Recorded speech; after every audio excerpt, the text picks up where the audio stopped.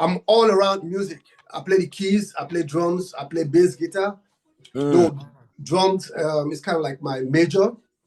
So that took me into, looking for somebody who can help me build my creativity in DJing. So I looked up a friend, like a senior colleague right now in the industry, and I met with him, and we started going to the radio station. Yeah. And he took me to the radio station, one of the biggest radio stations in Nigeria.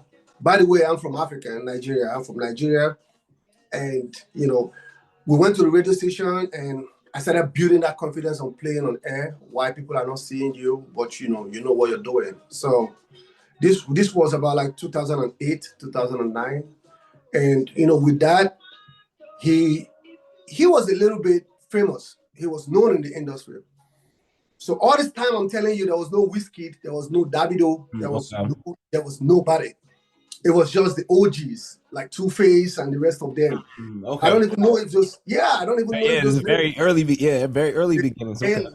Very early. So we started doing our thing, and all of a sudden there was a club in Lagos. It was called the Coco Lounge in Lagos. So this club was owned by some guys, but what they did was to bring, I don't know if you heard about the band. Yes, the band, yes, man. Yeah. My woman, come on. Exactly. That's it. Everything. Come on, man. I'm Nigerian too, Igbo. Okay.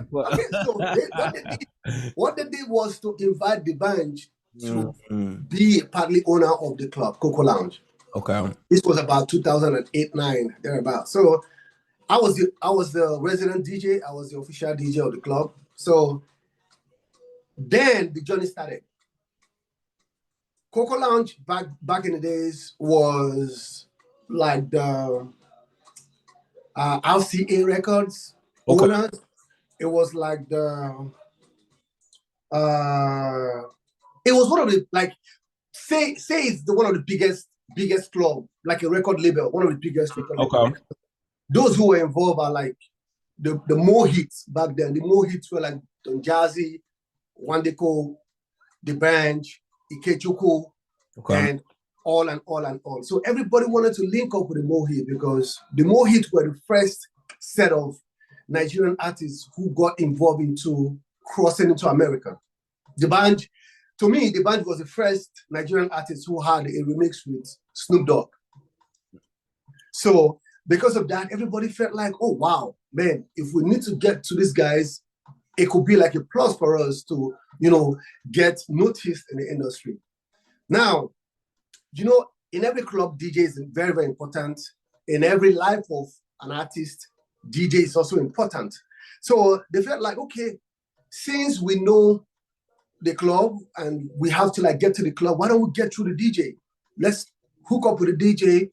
Let's make him play our music so that the band or Don Jazzy or the club owners can, hear it, and they can, give us maybe like a contract or give us like a record label or even give us like a collaboration, something like that.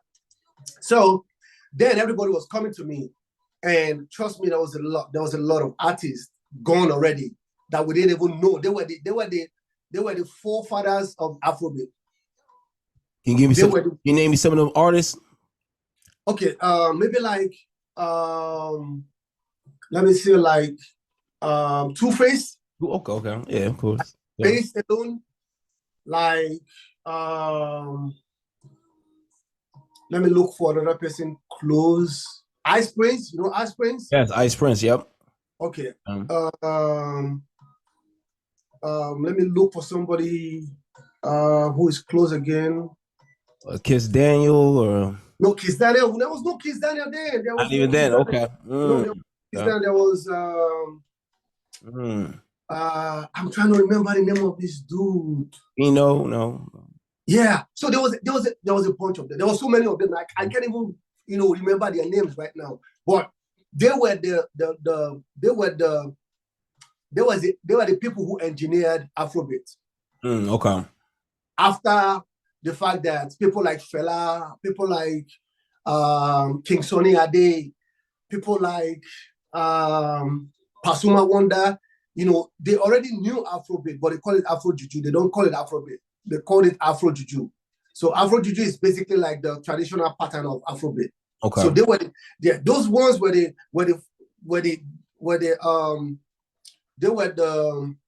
Dickens. Let me use the word Dickens. They were the forefathers of Afrobeat. So they created it, and when the time came, people like the band and the rest of them made it like Afrobeat. So they brought it into the industry and they recreated the pattern of those music and they made it what we have today. So back then there was no Wizkid and there was no Davido. There was, just mention them. Nobody knew about them. Nobody. Wizkid, when I started DJ, Wizkid was probably about like 11 years old or like 10 years old. Yeah, because after then I started working with Wizkid. I DJed for Wizkid for about 6 years. How was that experience, man? Man, trust me, it was. Like, what did you learn? You know, being around Wizkid, the whole Starboy. Was he even Starboy at that time? Yeah, I could tell you it was the best experience I ever had. Okay. Being a DJ, because the industry had so many DJs, and it is a honor for you to be picked among the DJs to say, okay, you know what, come DJ for me. Every DJ wanted that part of their life to be seen.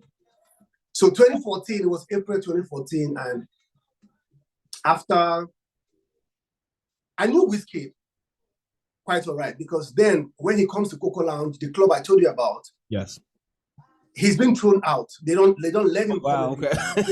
Okay. Yeah, he was so little. He was so small. Oh. And Coco Lounge is 18 and above. He wasn't 18 then. So every time he comes in, he'll be like, yo, bro, I'm outside. Can you get me in? I'm like, sure.